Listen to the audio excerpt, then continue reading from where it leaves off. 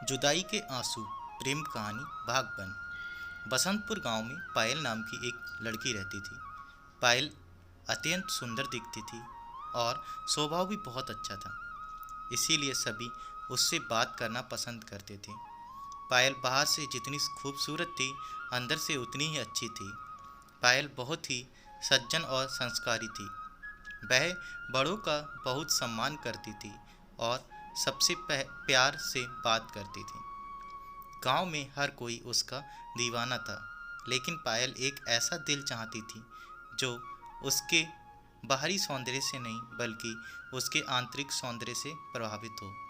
एक दिन पायल रोज की तरह अभ्यास के लिए स्कूल जा रही थी, जहां उसकी मुलाकात सूरज नाम के युवक से हुई, जो दूसरे गांव से यहाँ पढ़ने आया था। आज उसका स्कूल में पहला दिन था। सूरज ने पायल से पुस्तकालय का रास्ता पूछा। पायल कुछ क्षण सुंदर नेत्रों से सूरज की ओर देखती रही। पायल की आंखें सूरज से हट ही नहीं रही थी। सूरज ने उसकी आंखों के सामने अपना हाथ दिखाया और कहा, कहाँ खो गए हो? क्या आप मुझे रास्ता बता सकते हैं? फिर पायल ने उसे पुस्तकालय का रास्ता दिखाया। पायल मन ही मन मुस्कुराने लगी और उसे विश्वास हो गया कि उसे अपने सपनों का सौदागर मिल गया है। उस रात पायल को नींद नहीं आई। पूरी रात उसने अपने राजकुमार का सपना देखा। अगले दिन स्कूल में पायल उससे बातें करने लगी। कैसे हो सूरज जी? मैं ठीक हूँ और आपका धन्यवाद। आपकी मदद से मुझे पुस्तकालय आसानी से मिल गया। दोनों ने इस तरह बात की और फिर दोनों कक्षा में चले गए। कक्षा में पायल का पढ़ाई से ज़्यादा ध्यान सूरज पर था। सूरज अब पायल का सुख शांति बन चुका था। हर वक्त बातें करते करते कुछ ही दिनों में सूरज को भी पायल से प्यार हो गया और वह भी पायल को पसंद करने लगा। एक दिन अचानक सूरज को टेलीफोन से पता चला कि उसके पिता की तबीयत खराब हो रही है, तो वह उन्हें इलाज के लिए शहर ले गया।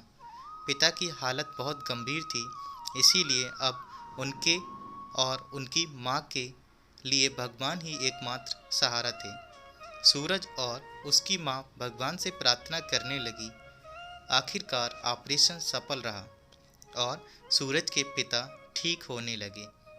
पिता की तबीयत ठीक हो गई, लेकिन कुछ दिनों तक सूरज को पढ़ाई से दूर रहने के कारण उसे पढ़ाई में काफ़ी दिक्कतें आने लगी और वो अच्छे अंकों से पास नहीं हो पाया जैसा कि उसने सोचा था। यह उसकी गलती नहीं थी। बुरे समय में अपने परिवार के साथ रहना और माता पिता की सेवा करना ही पुत्र का एक परम धर्म होता है। उसी धर्म का पालन करने के लिए वह इन दिनों सूरज और पायल का मिलन नहीं हो पाता था। पायल सूरज को बहुत मिस करती थी।